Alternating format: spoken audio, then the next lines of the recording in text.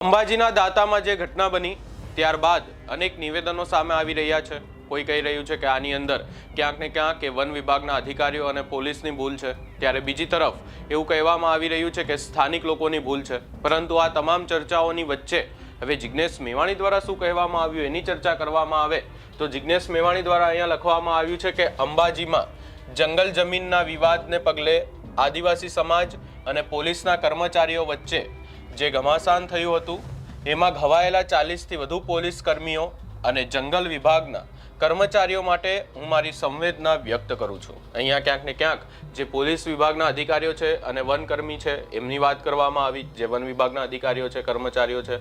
વધુમાં અહીંયા કહેવામાં આવ્યું કે આ રીતે કાયદો હાથમાં લેવાનું કૃત્ય બિલકુલ અયોગ્ય છે।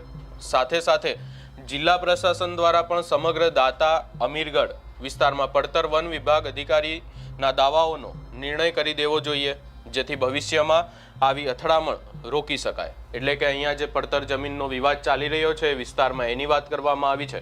કહેવામાં આવ્યું છે કે જિલ્લા પ્રશાસન દ્વારા જે આખો દાતા અમીરગઢનો વિસ્તાર છે, પડતર જે છે એ વન અધિકારીના દાવાઓને લઈ અને જે નિર્ણય કરવામાં આવે એવી વાત પણ કરવામાં આવી।